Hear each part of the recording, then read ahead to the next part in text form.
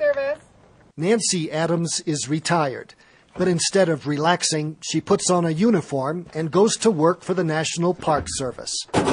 She volunteers for Grand Teton National Park's Wildlife Brigade, a volunteer force created in 2007 to respond to a spike in traffic jams with roadside bears, especially grizzlies.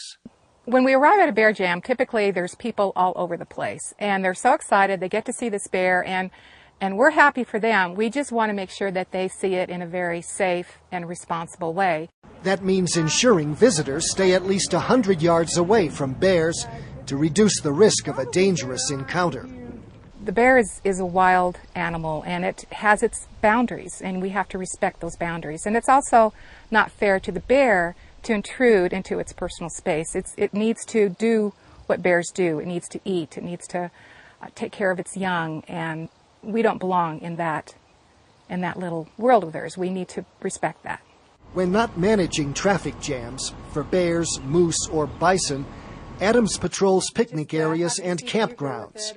She reminds visitors to store all attractants, food, soap, bug spray, even bottled water, in secure places where bears can't get them.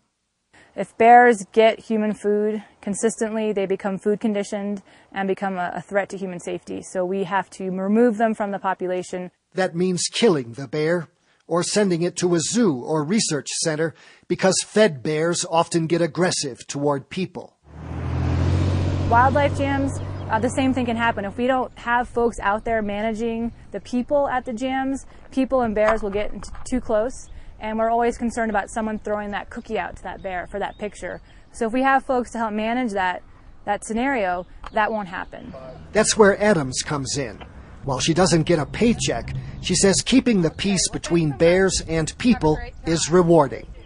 I had a career with human services for the state of Utah for 30 years and sitting at a desk all day, and I never thought that I would end up doing something like this, and it's just been amazing.